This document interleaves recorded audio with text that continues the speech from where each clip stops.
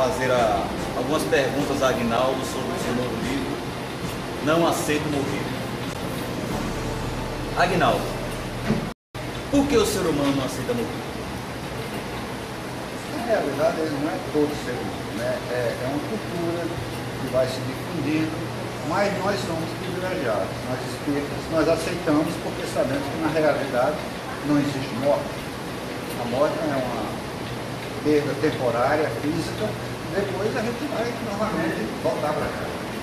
Para quem perdeu um companheiro ou companheira, um ente querido, o que você poderia dizer a essa pessoa?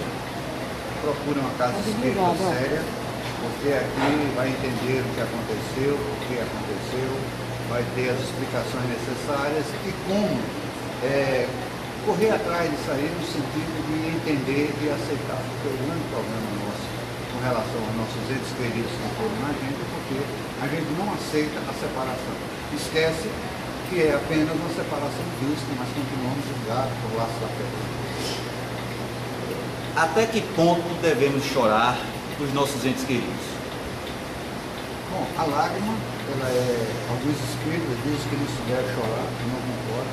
A lágrima faz parte, desde que seja lágrima de saudade e não lágrima de revolta.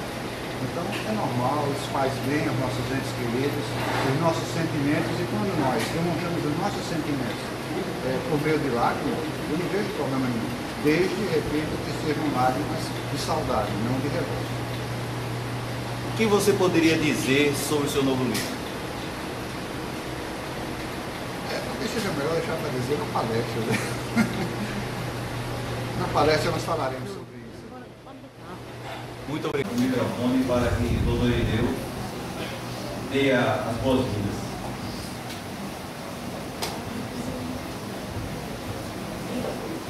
Boas-vindas a mais um evento muito importante na Casa Espírita, que é o lançamento do livro.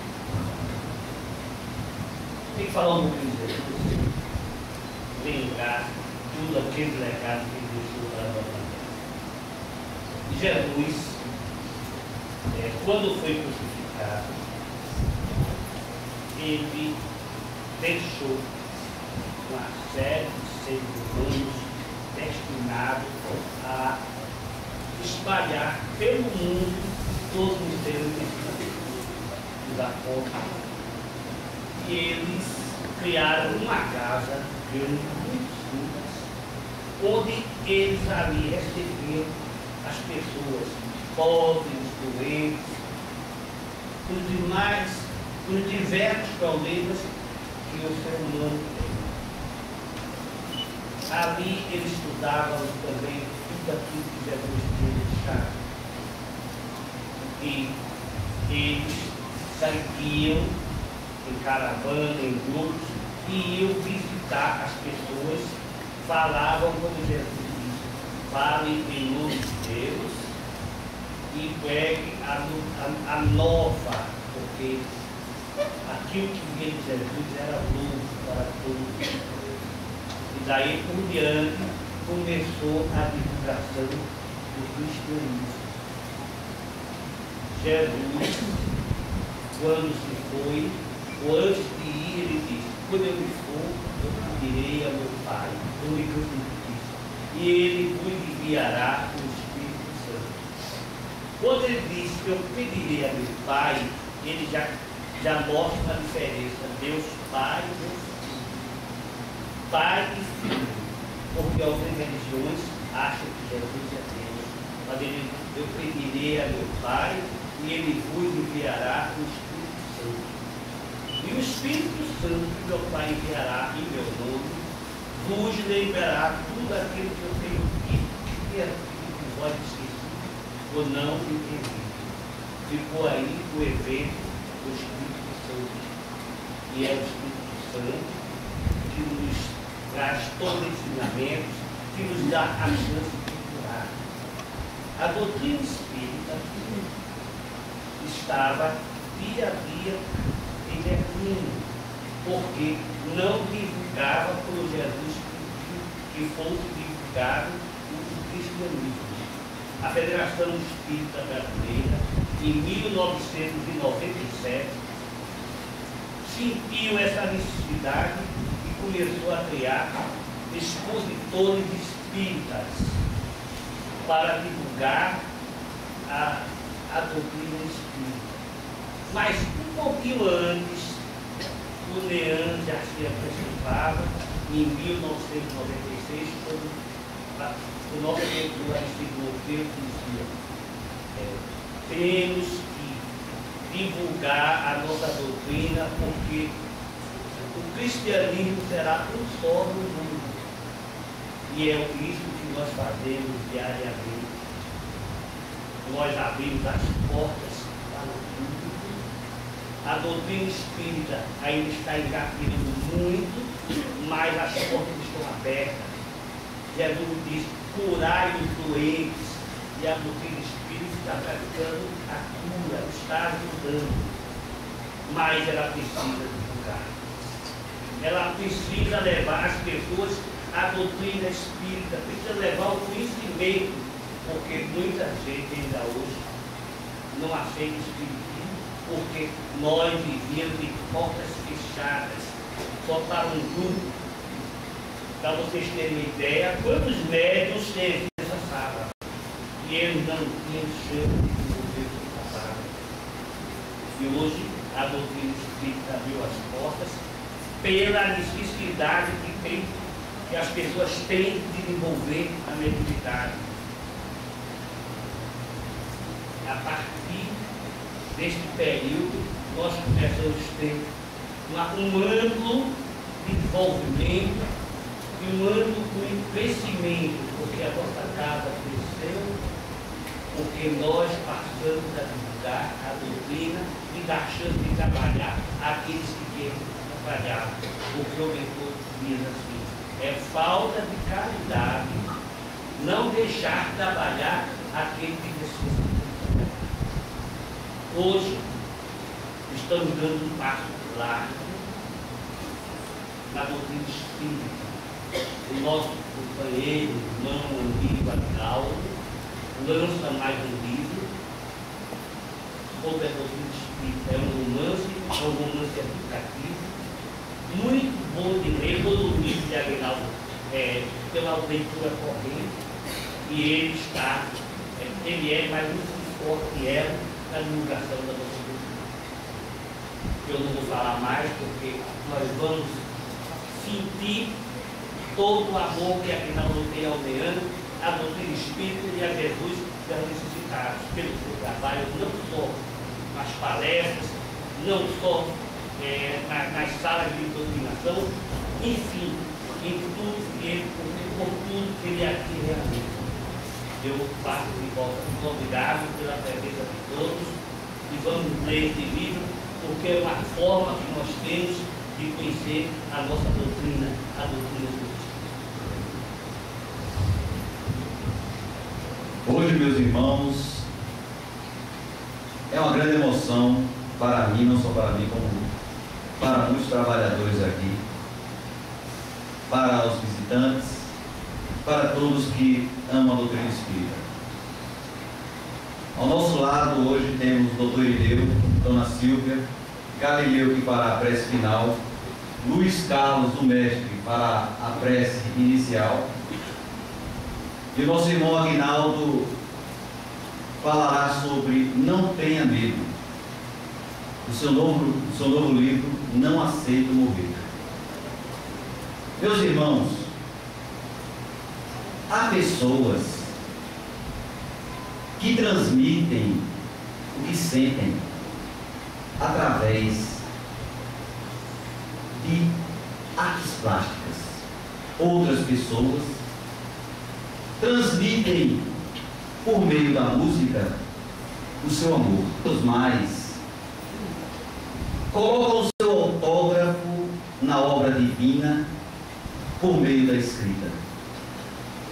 Desta última forma, posso garantir que ele conseguiu, de alguma forma, trazer para nós, ainda imersos na ignorância, os ensinamentos de Jesus. Os princípios contidos nos livros de Agnaldo são como luzes que elevam a doutrina espírita. espírita, trazendo-nos consolo, esclarecimento, riso e lágrimas. É com muita alegria que eu passo a palavra para ele. Muito obrigado.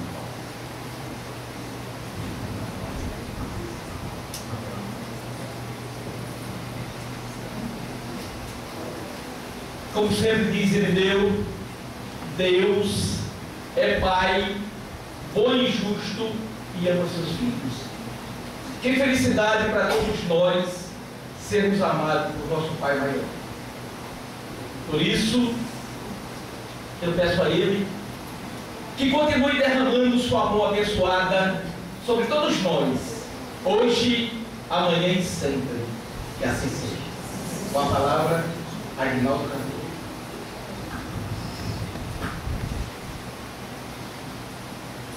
Senhoras, senhores, muitíssimo obrigado pelas suas presenças. Eu gostaria inicialmente de agradecer as palavras generosas dos meus irmãos que estão à mesa. Mostra que eu sou inteligente, só convidei amigos para a mesa, então eles não vão falar mal de mim mesmo. Mas na realidade eu sei que o que falaram foi ditado pelos seus corações. Eu quero agradecer também a dona Silvia, que ontem às 5 horas da manhã estava aqui para abrir o NEAM, para que a Globo se instalasse. Eu até aproveito para fazer um esclarecimento, porque durante as chamadas da Globo para a entrevista que seria feita comigo, eles colocavam lá médio e escritor. Então, eu não sou médio no sentido usual da palavra, médio ostensivo. Tanto é que, conversando com a jornalista, ela perguntou: você ouve ou você vê? Eu disse: nem uma coisa nem outra. Todos temos mediunidade, lógico, mas essa ofensiva aí é a seara do Irineu. Realmente, espero que tenha sido esclarecido. Eu não tenho esse tipo de mediunidade. Lógico, eu tenho alguma intuição. Eu quero agradecer também a Rosa e Cleonice, que decoraram aqui o nosso salão. Ficou mais alegre, mais bonito. Eu sei que é uma atitude que algumas pessoas até brincando criticam, mas a gente sabe que aquilo é feito de coração. Então, foi o caso delas, eu agradeço penhoradamente. Mas, como eu tenho feito ao longo de todos os livros, normalmente tenho uma preocupação muito grande. Primeiro, mantendo a tradição, eu garanto o meu casamento. Então, até o próximo livro, eu estou garantido, porque o primeiro exemplar eu já entreguei para a dona Carminha. Já garanti meu emprego aqui no NEAM, porque o segundo exemplar já entreguei para a Silvia e para o Irineu. Garanti no próximo livro uma divulgação fantástica, porque já entreguei um livro também para o incansável João Moreira. Eu já enrolei demais vocês, então vamos agora falar sobre aquilo que nós nos propomos neste dia. É claro que eu estou muito alegre, eu estou muito feliz por nesta oportunidade estar lançando mais um livro. É o nosso 12º filhote, mas a emoção é como se fosse o primeiro. É uma emoção que se renova. Evidentemente que existem situações que fazem com que a gente se torne mais feliz ainda. Por exemplo, esse nosso livro, ele está tendo uma aceitação que tem superado as mais altas expectativas da editora. A editora de Minas Gerais, mas por incrível que pareça, é em São Paulo, porque eu sou um pouco conhecido lá, então realmente, como eles mandaram me dizer, está bombando. Mas também em Minas Gerais, Paraná, Mato Grosso do Sul e Rio Grande do Sul. Fiquei feliz também, isso já faz alguns dias, até cheguei a comentar com a minha irmã e com o João Moreira. Tem um cara lá em São Paulo, que ele é considerado especialista nos meus livros. Olha aí, gente, eu estou ficando famoso, né? Então já tem alguém especialista na obra de Aguinaldo Cardoso, é como ele se intitula lá. Eu tive, inclusive, a oportunidade de conversar rapidamente com ele, quando eu estive lá em São Paulo, em fevereiro, março, para o lançamento do outro livro, Caçador de Espíritos, e ele realmente sabe tudo e mais alguma coisa. Eu não lembro o nome dele, mas ele conversando comigo, ele dizia: Aguinaldo, eu sou apaixonado por personagem tal, de tal livro, e você? Eu digo: eu também, mas só que eu não lembrava mais, realmente não lembrava. Eu lembrava do livro, mas do personagem nem sempre eu lembrava. Pois bem, esse rapaz, que eu não sei se ele é jornalista ou radialista, ele é uma opinião respeitada lá em São Paulo. Ele, há pouco tempo, ele, não sei se foi numa rádio, numa entrevista, ele disse que esse nosso livro, Não Aceito Morrer, desta vez, mesmo mantendo o bom humor, mantendo bastante conteúdo doutrinário, que segundo ele são típicos próprios da minha obra, dos meus livros, desta vez, gente, isso é ele que falou, desta vez Aguinaldo se superou, porque o Não Aceito Morrer não foi escrito com as mãos, não foi pensado com o cérebro, ele foi escrito e pensado com o coração, devido à enorme carga emocional que ele passa. Fecha aspas. Honestamente, não sei se é isso tudo, mas uma coisa eu posso lhes dizer. Até então, o livro que mais havia mexido comigo foi o primeiro, Oásis Sertanejo. Mas esse segundo deu uma reviravolta e realmente eu me emocionei muito, tanto durante a sua elaboração como depois, quando chegou agora que eu abri e comecei a ler. Pode ser também porque a gente vai envelhecendo e vai ficando meio frouxo, né? Chora fácil, se emociona fácil, mas realmente ele toca bastante.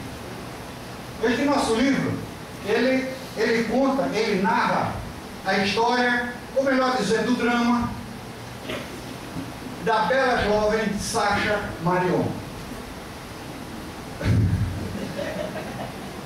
Sacha, ela nunca esteve tão feliz, tão alegre, tão radiante. Completara 15 anos, e naquela noite haveria o tão sonhado, o tão esperado baile de debutantes na famosa Arcádia Marim dos Caetés, em Olinda, onde ao lado de outras jovens ela seria oficialmente apresentada à sociedade olindense. Coroando a sua alegria, ela seria levada ao baile pelo mais cobiçado garoto do colégio, o capitão do time de futebol, João Moreira. Eita! Sacha, ela ganhou uma disputa acirrada com Vera Nery e Mariludes Feijó. Elas queriam tanto ser levadas ao baile por João Moreira que tentaram fisgá-lo pelo estômago. Sabiam que ele adorava uma buchada e uma mão de vaca, e elas fizeram. João Moreira almoçou um dia com a Vera, o outro com a Mariludes, mas foi Sacha quem ele convidou para levar ao baile de debutantes. Em resumo, aquela noite tinha tudo para ser uma noite perfeita, uma noite ímpar, inesquecível. Infelizmente, não foi isso que aconteceu. Colisão frontal. Forte, terrível, assustadora, ferros retorcidos, lágrimas, sirenes, ambulância, hospitais, gritos lancinantes de dor e de desespero. Em questão de segundos, os mais belos sonhos da jovem Sacha foram bruscamente interrompidos. E ela começa uma titânica luta pela sua vida, porque ela não aceita morrer. Sacha é uma jovem inteligente, questionadora, independente, não tem religião, não acredita em Deus.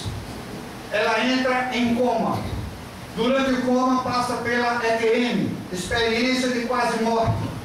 E durante os seus desdobramentos, para alguns que talvez não saibam, é quando o espírito se afasta do corpo.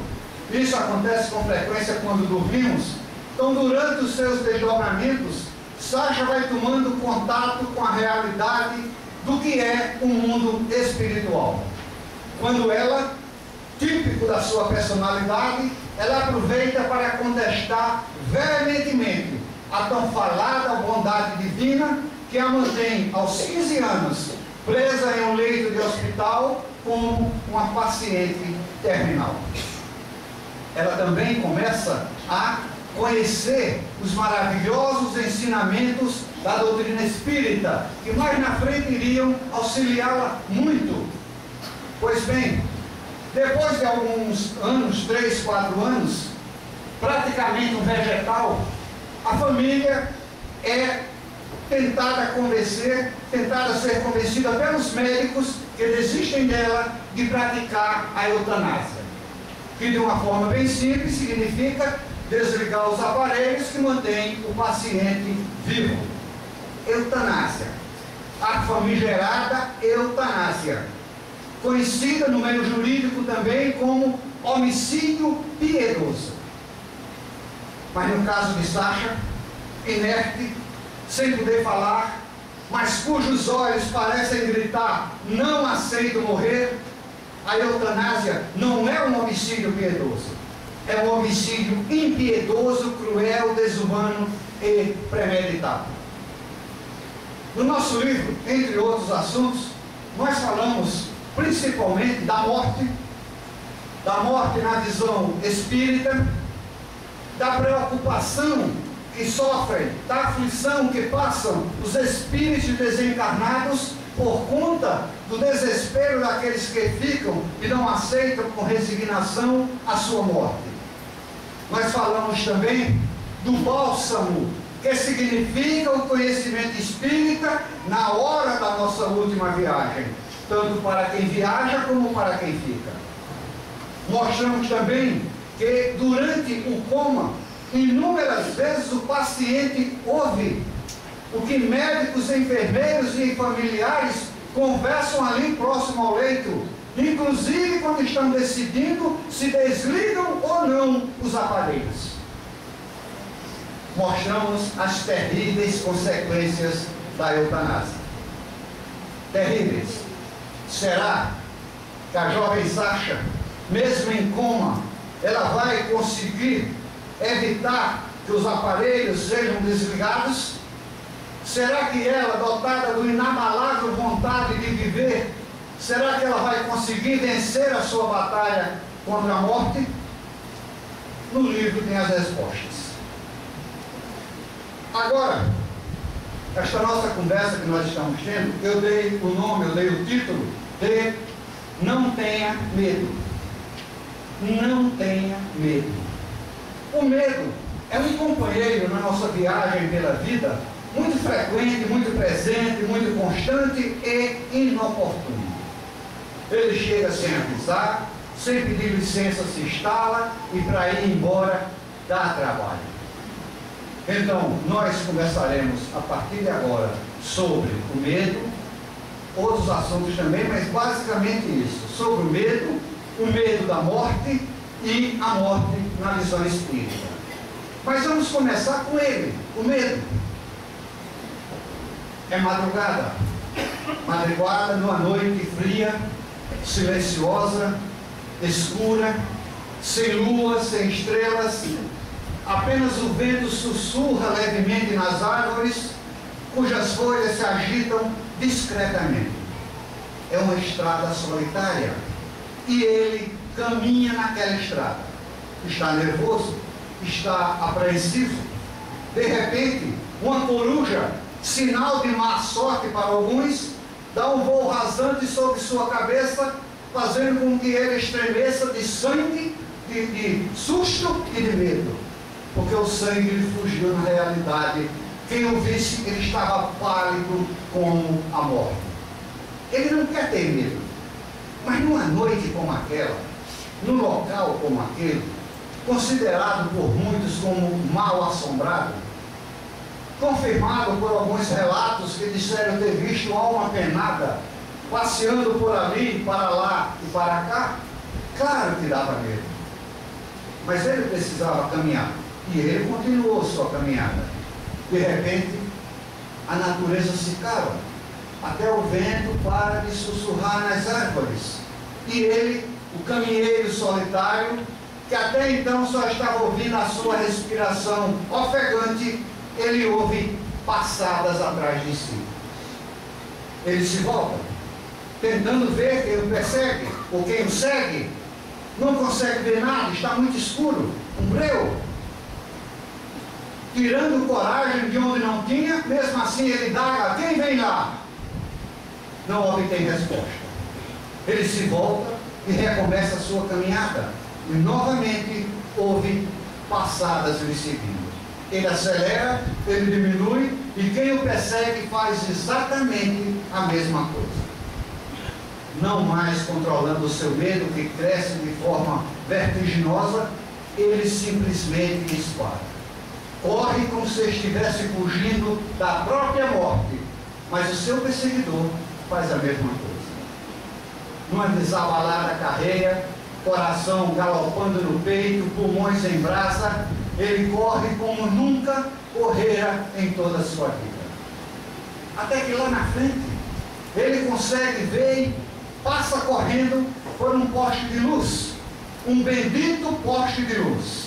E um pouquinho mais na frente ele para e se volta. Finalmente vai ver quem é o seu terrível e implacável perseguidor. E ele vê, acaba de passar sob a luz do poste um velho burro acostumado a acompanhar andarilhos noturnos. O Espiritismo, minhas irmãs, meus irmãos, é o poste de luz, o bendito poste de luz que ilumina os insondáveis, os misteriosos caminhos que teremos que trilhar na nossa última viagem.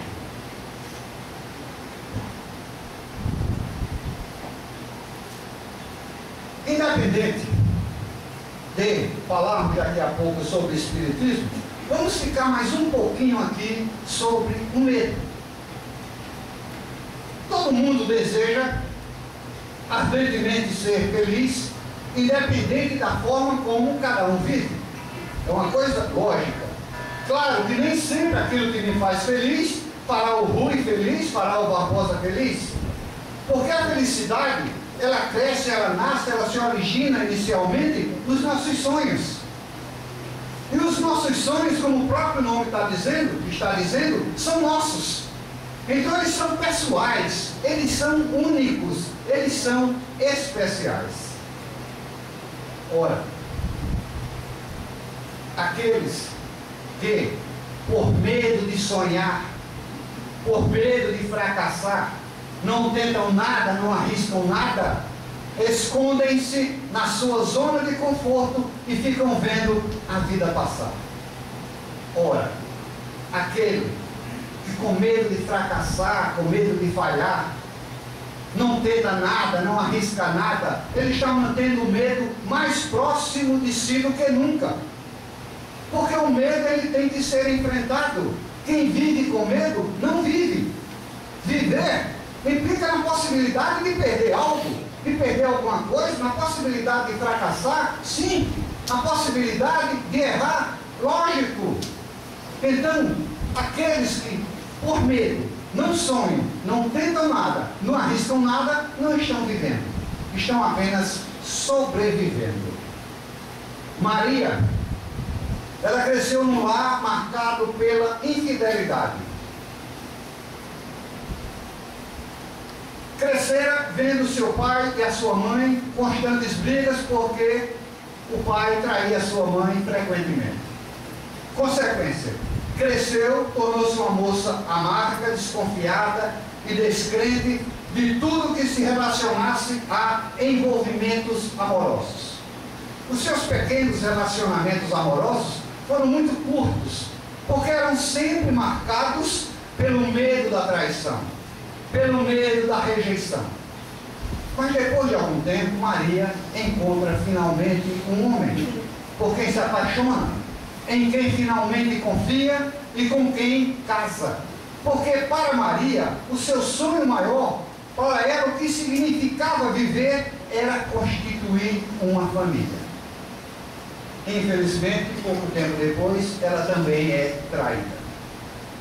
A dor da traição, a dor da rejeição, a deixou intranquila, totalmente desarmonizada, ao ponto de gritar: o que é que ela tem que eu não tenho? E como não obtinha resposta, ela escondeu-se do mundo. casa, trabalho, trabalho, casa. Lógico, quem age dessa forma não vai passar pelo problema da traição, não vai sentir-se rejeitado, mas também não vai ser feliz, porque não dá oportunidade de alguém aparecer na sua vida e, quem sabe, juntos concretizar o sonho de constituir uma família. O que Maria não entendeu, ou não entendera ainda naquela ocasião, é que na nossa vida, normalmente aparecem 3 tipos de pessoas. Outras, mas 3 que eu considero mais importantes.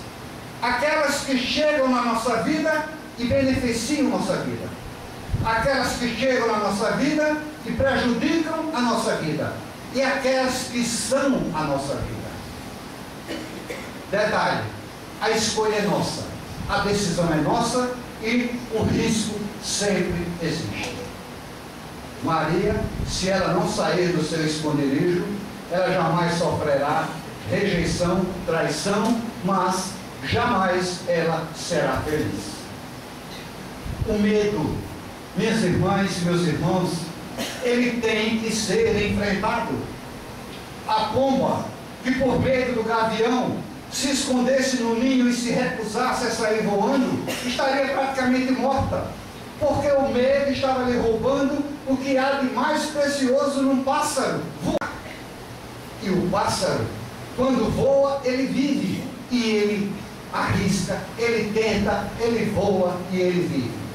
Então, por que nós, seres humanos, vamos tentar negar a nós mesmos o mais fantástico de todos os sentimentos, o sentimento do amor, o medo de uma traição? Nós não temos esse direito. Nós estamos aqui para viver, e viver sem amor não é viver. Aqueles que se encolhem, colocando toda a culpa no seu medo para não fazer nada, eu vou fracassar, eu vou falhar, está caminhando de uma forma muito rápida para morrer em vida. Diferentemente daqueles que, a despeito do medo, enfrenta e corre em busca daquilo que anseia, daquilo que deseja. Porque, pelo menos como eu entendo, a única coisa capaz de fazer frente ao medo é a esperança. Porque aqueles que dizem: ah, não vou tentar que eu não consigo, não dá certo, eu nunca consigo, coitadinho de mim, quem sou eu? Perdeu a esperança. E porque perdeu a esperança, a sua autoestima está lá embaixo, se ama muito pouco ou não se ama de jeito nenhum. Até porque, minhas queridas irmãs, meus irmãos, nós temos 2 caminhos e só podemos escolher um. Ou nós controlamos os nossos medos, ou eles nos controlam. O que é que nós preferimos? É noite, ela está sozinha em casa, está nervosa, nunca havia ficado em casa sozinha, não conseguiu conciliar o sono, levantou para tomar uma água na cozinha, quando de repente uma pancada. Meu Deus, é alguém tentando entrar. Será que outra pancada é um ladrão? Mas eu tenho certeza que eu fechei a porta. Se não for ladrão, deve ser uma alma, deve ser um espírito. Aquela sombra que está passando, nossa Senhora, meu Deus do céu. Aí de repente ela para, levanta a cabeça, respira fundo e diz: não, eu não vou ficar nessa aqui de horror. Eu não vou voltar correndo para ficar embaixo do lençol, até porque o espírito pode chegar lá e puxar o lençol e lhe deixar descoberto. Eu vou ver o que está acontecendo. E ela vai, lentamente, os pés pesam toneladas, mas ela enfrenta o seu medo e vai ver o que está acontecendo. E ela viu que não estava acontecendo nada, era apenas um postigo da janela que o vento fazia oscilar. Ela enfrentou o seu medo. Imaginem, como eu acabei de falar, se ela volta para a cama, se cobre todinha, deixa só o nariz de fora para respirar, achando que a qualquer momento o espírito vai chegar e puxar o lençol, isso até o amanhecer, seria uma tortura. Então, ela enfrentou o seu medo. O medo, ele tem muitas faces. Há pessoas que têm medo de injeção, de avião, de navio, de solidão, traição, espírito, velhice, por aí vai. Sem falar nos nossos medos pessoais. Mas ainda existem aqueles dois medos que são os mais comuns aos seres humanos. O medo da morte e o medo de morrer. E são medos diferentes. O medo de morrer é um medo natural, normal, espontâneo e positivo. É porque temos medo de morrer, que quando mexemos com a eletricidade, fazemos isso com cuidado. Antes de atravessar uma rua, olhamos cautelosamente se vem algum carro, medo de morrer. Não nos aproximamos demais da borda de um precipício, porque temos medo de morrer. O medo da morte, aí é outro departamento. Normalmente é algo que foi assimilado na cultura onde vivemos. Morte é tabu. É comum quando está vendo um grupo conversando, de repente alguém diz: não dá para a gente mudar de assunto, não? Ô, Cida, vira essa boca para lá. Vera, pelo amor de Deus, chega de falar de coisa triste. Agora, neste exato momento, alguém pode estar pensando aí: poxa, mas Aguinaldo, no dia de festa, lançamento do livro, tanto assunto legal para ele falar, ele resolve falar de quê? De morte. Resolvi mesmo. Resolvi porque é importante. É importante nós nos conscientizarmos que a morte é inevitável. Não há como escapar da morte. Não tem jeito. Outra coisa mais importante ainda, nós, todos nós, só temos a ganhar se bem nos prepararmos para bem receber a Dona Morte. Joana de Ângeles, ela disse que o medo da morte é uma herança ancestral. Provavelmente por conta do Velho Testamento, que apresenta um Deus barra pesada. Um Deus sanguinário, violento, ciumento, invejoso, bota para quebrar. Isso é o que passam as religiões mais tradicionais. Aí o que acontece? Isso distorce o que nós realmente sabemos que acontece conosco, espíritos. O corpo perece e nós continuamos vivos. É aquela coisa: quem é bom, prêmios celestiais; quem é mau, castigos eternos e infernais. Ou, por exemplo, nós aqui, por exemplo, quando nós morrermos, aqueles que forem bons terão como felicidade suprema ficar lá sentadinho num canto, numa contemplação ociosa, improdutiva de Deus. Um Deus que está sempre sentado em um trono dourado, sempre meio sonolento, coçando a sua barba, enquanto ouve os anjos tocando nas suas harpas hinos celestiais. Eu não entendo isso como felicidade. Aos maus, aqueles daqui que desencarnarem por irmãos, eu morro de pena de vocês. Porque Deus, o nosso Pai, onisciente, ou seja, Ele sabe tudo, o que acontece, aconteceu e acontecerá. Ele criou filhos, já sabendo que no final eles iam ficar dentro do caldeirão do demônio eternamente. Esse não é o Deus que nós espíritas conhecemos. Nós conhecemos o Deus de amor, o Deus que diz: você errou, eu vou te dar uma oportunidade para recuperar, para reparar, reencarna novamente. E nós, espíritas, como é que nós agimos com relação a isso, com relação ao medo da morte? Será que o fato de sermos espíritas faz de nós valorosos, cavaleiros dispostos à encarada na morte? Tenho sérias dúvidas. Porque quando a gente fala na teoria uma coisa, na hora do vamos ver, a história é bem diferente. Mas a receita, ela existe. Vamos estudar, entender o que realmente acontece, aceitar que vamos sim morrer, não há como escapar disso, mas será uma morte física e temporária, porque nós somos espíritos imortais. Vai chegar um momento que nós vamos devolver a roupa de carne à Mãe Terra. Ela vai para lá e nós voltamos para casa, para o mundo dos espíritos, que é o nosso lugar.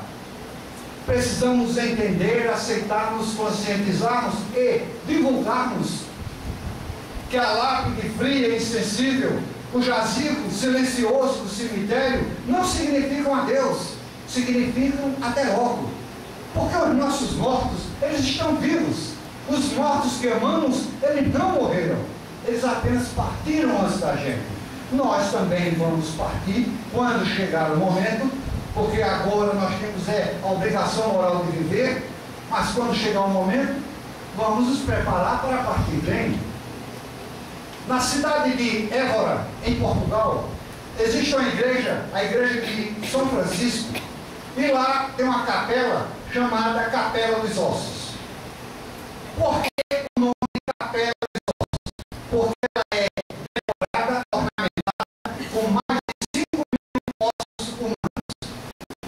O mais interessante de tudo é que quem vai à Capela dos Ossos não se impressiona, não lhe chama a atenção, não são os ossos. É uma frasezinha que está lá bem legível. Nós, os ossos que aqui estamos, esperamos pelos ossos.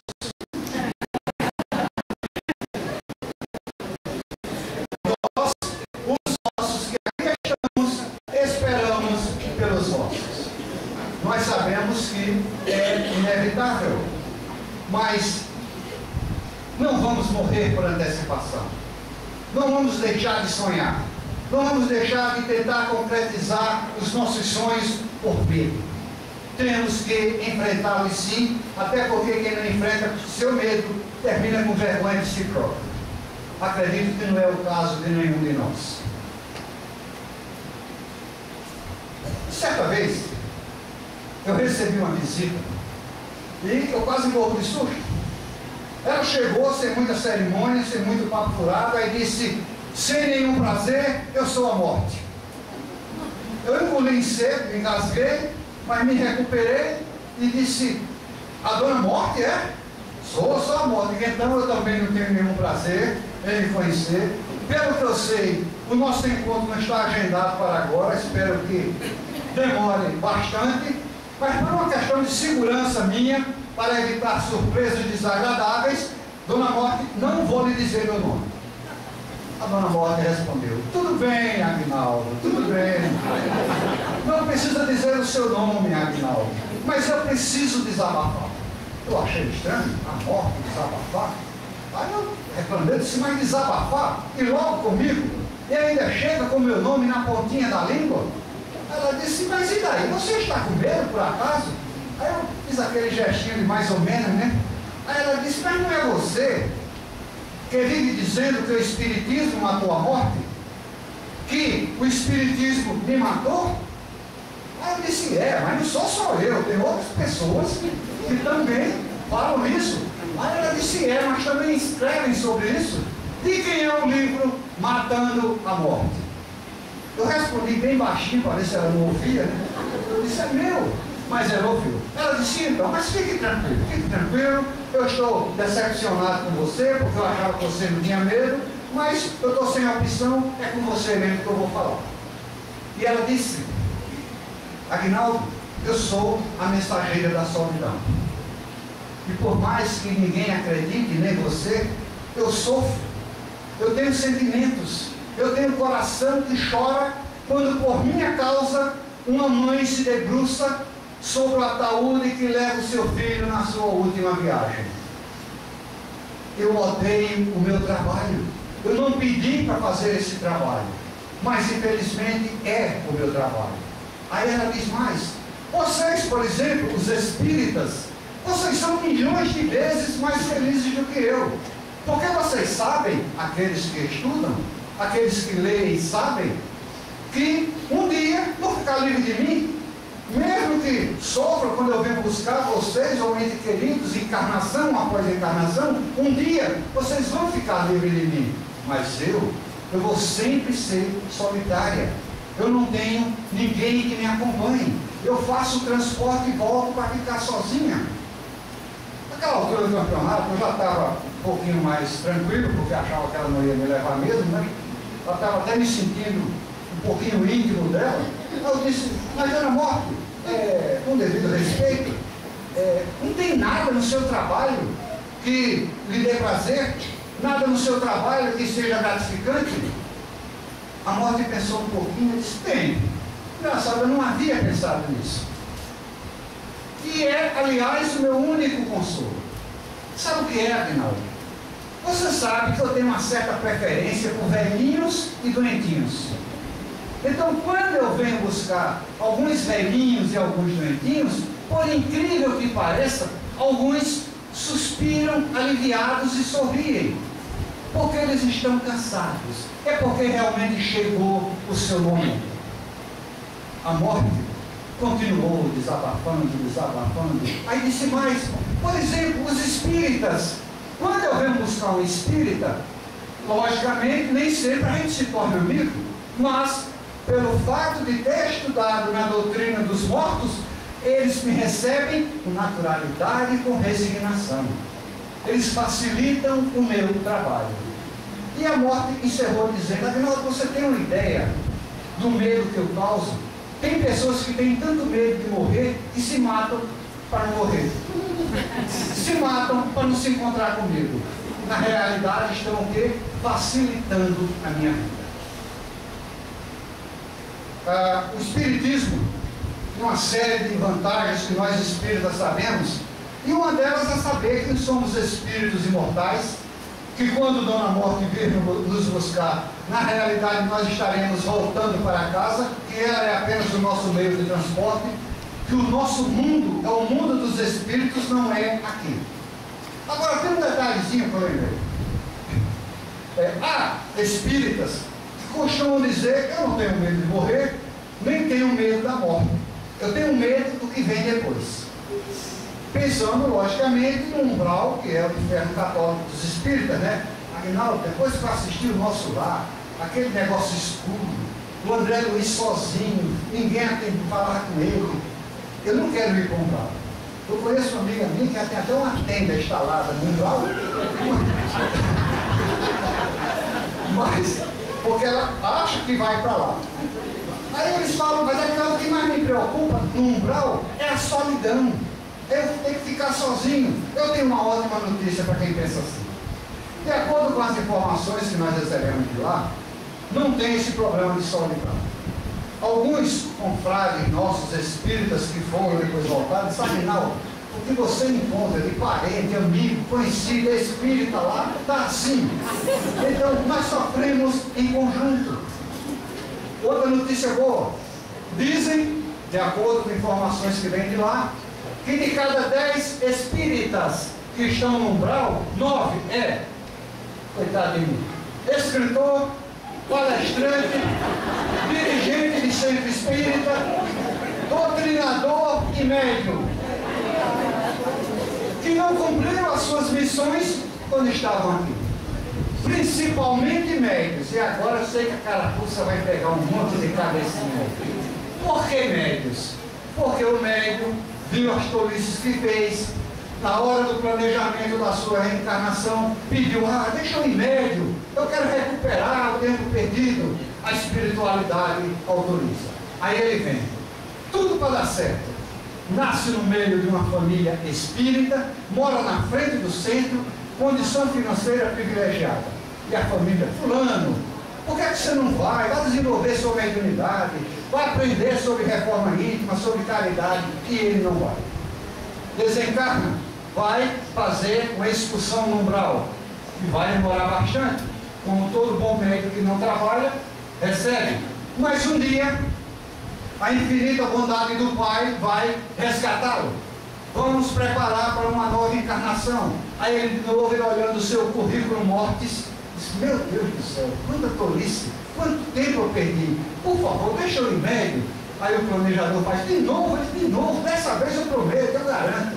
Ele até jura, eu juro. Será que a espiritualidade atende o pedido? Provavelmente, com uma ou outra diferençazinha, tipo, nasce pobre, paupérrimo, não tem nem dinheiro para o ônibus, porque mora a quilômetros de distância do centro, quando antes morava na frente, e para coroar o seu mediunato, ele nasce no seio de uma família evangélica. E quando ele diz, pai, mãe, irmão, eu vou para o centro, aí um deles diz, já vai tarde, macumbeiro.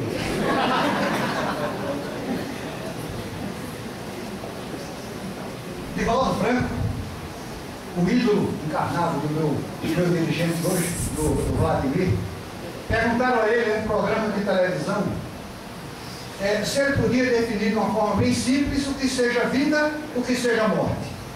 E ele disse: a morte não significa o fim da vida. A morte é a sensação orgânica, cessação, parou de funcionar. Então houve a morte. Mas a vida em nós, espíritos imortais, é uma jornada ininterrupta, incessante, estejamos utilizando o corpo de carne ou não.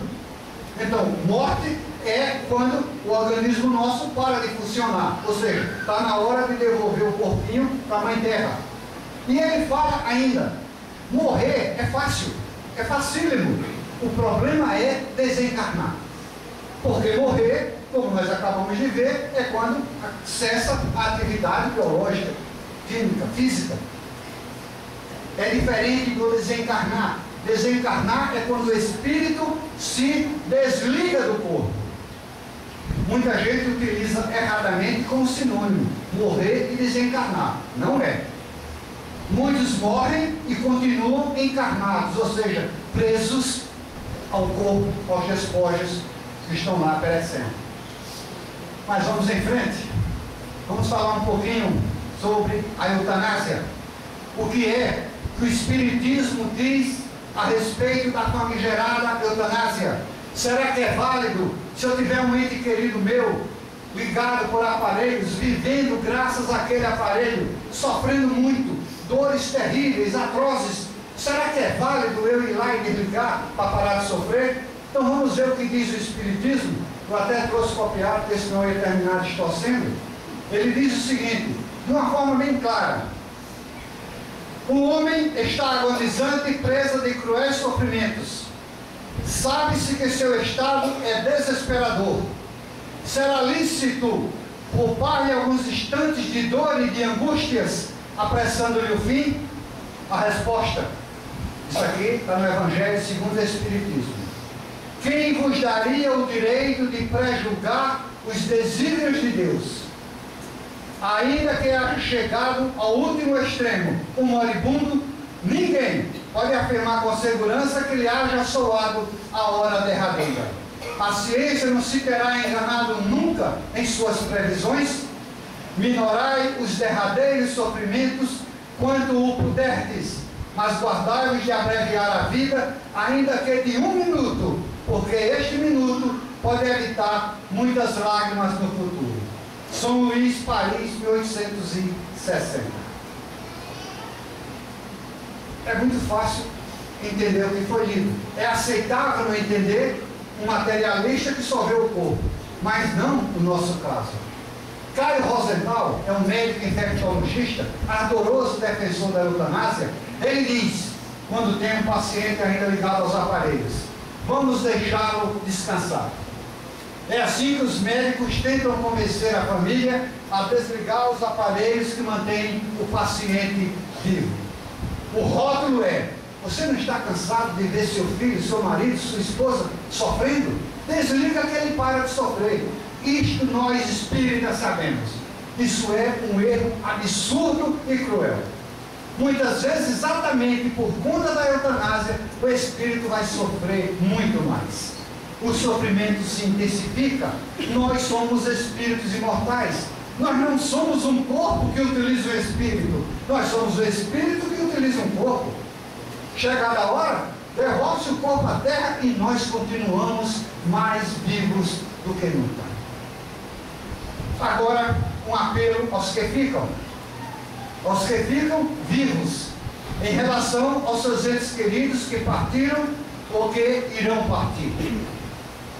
Minha gente, nós que trabalhamos na área mediúnica, nas reuniões de psicofonia, acontece, acredito que acontece o mesmo na psicografia, de vez em quando chega um espírito reclamando porque não consegue se adaptar ao mundo espiritual por conta das reclamações de seus parentes aqui, que não aceitam, ficam revoltados porque acham que perderam o seu ente querido.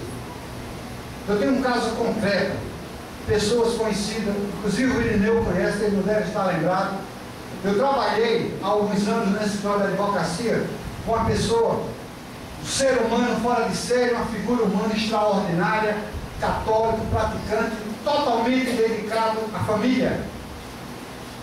Aquele que nós poderíamos dizer, um homem de bem. Só que ele cometeu um erro. Ele não ensinou sua filha a pescar, a sua família a pescar. Ele não só pescava, como tratava, preparava e entregava pronto para consumo. Esquecendo que um dia ele ia voltar para casa e a sua família não saberia nem colocar uma isca no anzol. Ele é acometido de uma doença séria, é submetido a uma cirurgia, não suporta, falece. 2, 3 anos depois, ele chega na nossa turma de psicofonia da terça-feira, incorpora e mandou me chamar. Ele nem precisou se identificar, porque a forma como ele falou comigo, eu descobri na hora quem era. Ele disse: meu nobre amigo, pelo amor de Deus. Gente, isso é ensinamento para a vida. Isso não é um papo furado de palestra, não. Isso é ensinamento. Nós temos que pôr isso em prática. Nós que temos entes queridos lá ou que um dia irão. Por favor, raciocine e me acompanhe, porque isso é fundamental para o bem-estar deles. Ele disse: Agnaldo, meu amigo, pelo amor de Deus, peça à minha mulher e à minha filha que parem de me chamar para resolver os problemas dela. Eu não posso, eu não consigo, eu fico desesperado. Ele disse: Agnaldo, quando eu estou me recuperando da cirurgia e sendo levado para um lugar melhor, que elas aqui na terra começam: pai, por que você fez isso? Pai, por que você me abandonou? Fulano, a esposa falando, né? Por que você tinha que nos deixar? O que vai ser de mim agora sem você? Aquele médico negligente matou o meu pai, que não foi verdade, Agnaldo. O médico foi perfeito. Agnaldo, sabe o que é que acontece? Eu fico tão desesperado por não poder atendê-los, que a minha ferida reabre e eu sou obrigado a voltar para onde eu estava. Eu e a Carminha, nós éramos amigos das duas, conversamos com as duas, tínhamos uma certa intimidade para falar o que tinha que ser falado. Dissemos: vocês estão sendo egoístas, vocês estão pensando em vocês, o que vai ser de mim e ele. Hora nenhuma vocês estão pensando nele. Acredito que elas melhoraram durante o tempo, depois eu não sei, porque nós perdemos o contato. Minhas irmãs, meus irmãos, é nesta hora que se encaixa o vamos deixá-lo descansar. Não enquanto está vivo, mesmo ligado em aparelhos. Quando os nossos entes queridos voltarem para casa, aí sim, é hora de deixá-los descansar. Não é esquecer. Claro, nós sentimos saudades, nós fazemos preces, mas querer que eles venham resolver os nossos problemas, pelo amor de Deus, pensemos nele, porque senão nós estamos assinando uma certidão que só pensamos exclusivamente em nós. Eu não posso afirmar que a doutrina espírita é a única que responde a todas as questões sobre a vida e sobre a morte. Mas uma coisa eu afirmo: a codificação kardeciana é quem responde com mais objetividade, com mais racionalidade, com mais logicidade a todas as questões referentes à vida e à morte. Alguém pode pensar: mas tem que ser um centro espírita? Não necessariamente. Mas eu aprendi da vida e aprendi na casa espírita que frequenta há 25, 26 anos, que nenhum lugar faz o que faz uma casa espírita séria. Uma casa espírita séria como o Neon e outras casas espíritas sérias que existem por aí.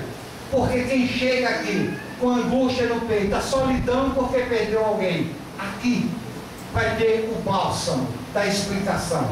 Vai entender por quê. E vai entender também como agir para não prejudicar quem foi.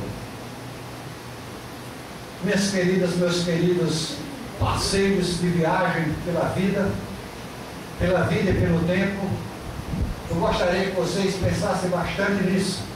Nós não adianta tentarmos fingir, tentar esconder.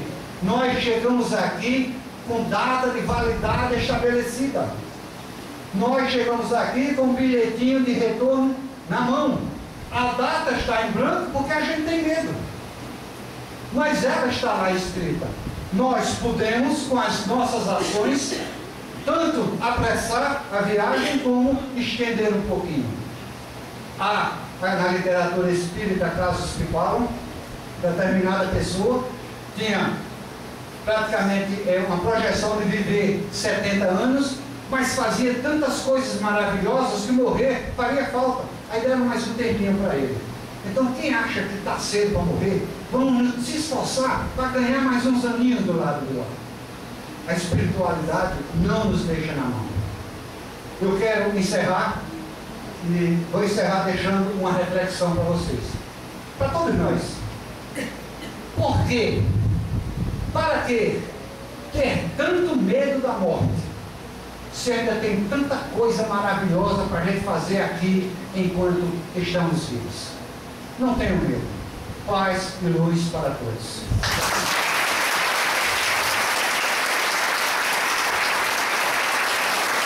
Só temos a agradecer a Aguinaldo por essas diretrizes que ele nos deixou de saber viver, morrer e principalmente desencarnar. Vamos agora finalizar com a prece do nosso irmão Galileu Nascimento.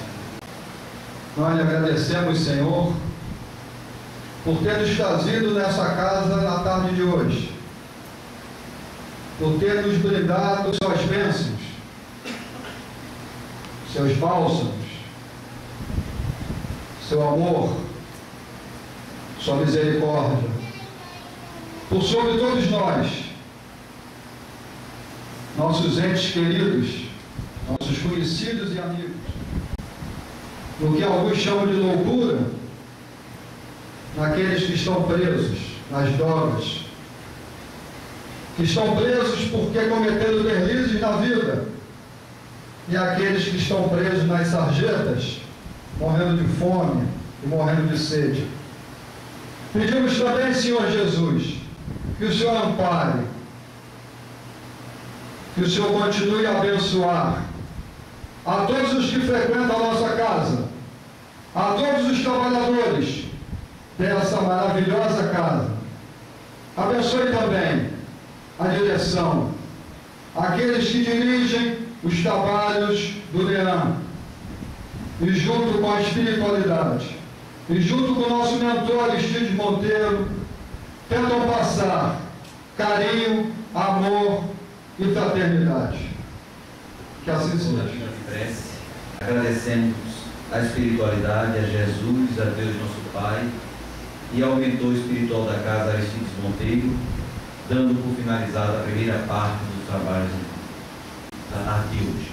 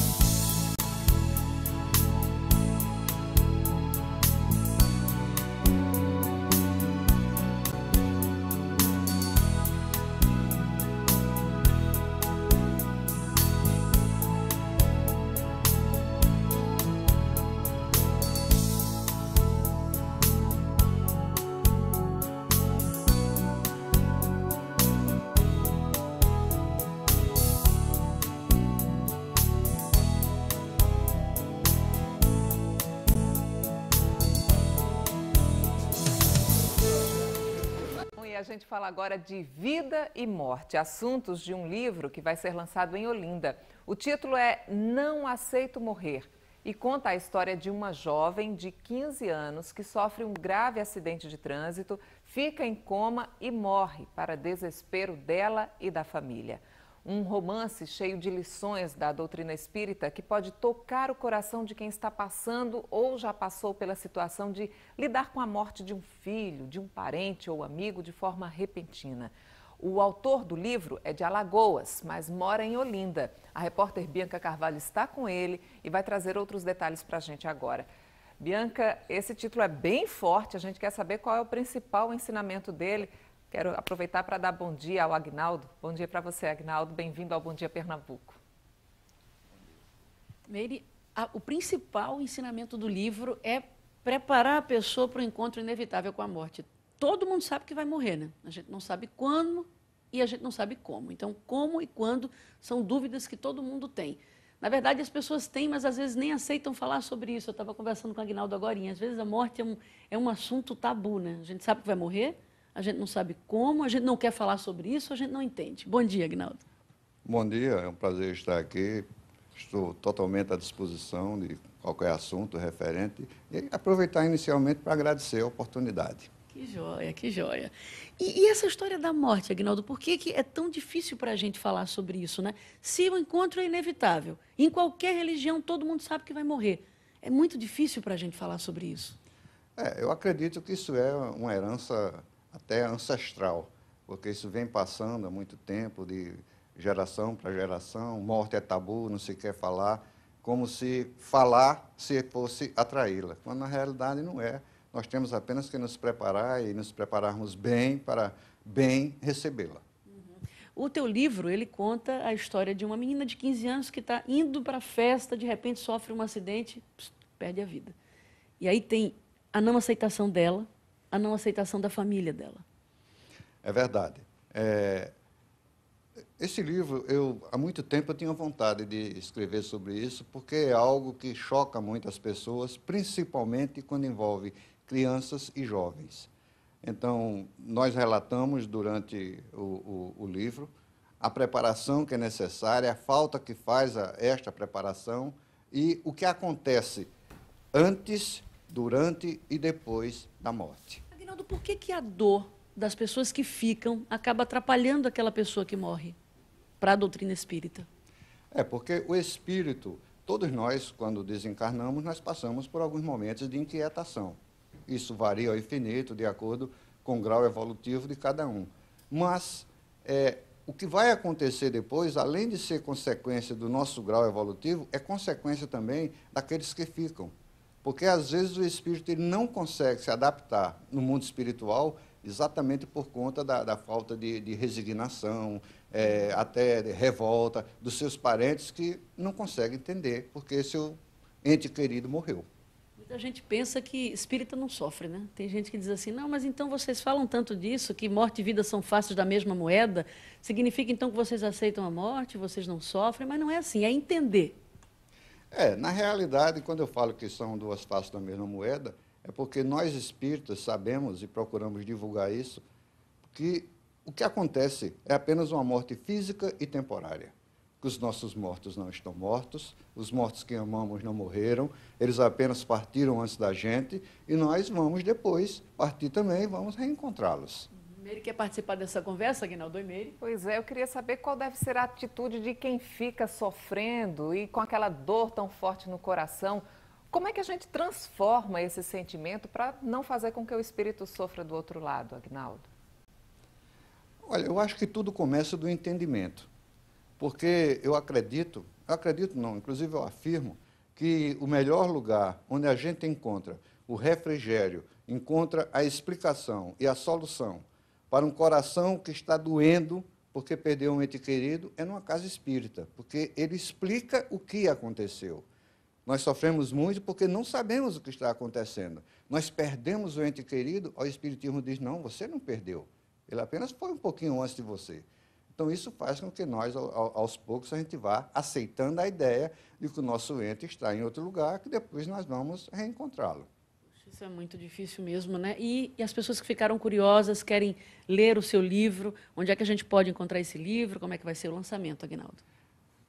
O nosso livro será lançado amanhã, aqui no NEAM, que fica na rua Cândido Pessoa, pertinho do Hospital Tricentenário. Chegou no Tricentenário, encontre o NEAM.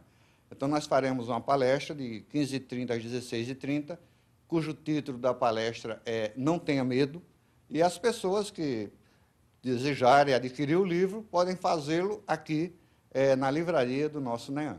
Tá certo. Aguinaldo Cardoso, muito obrigada pelas informações. Gente, esse horário que ele está falando sobre o lançamento, isso tudo é amanhã, tá? A gente está entrevistando ele hoje, porque não tem Bom Dia Pernambuco amanhã, no sábado. Mas o lançamento do livro é amanhã, às 3h30 da tarde, aqui no NEAM, que fica no Bairro Novo.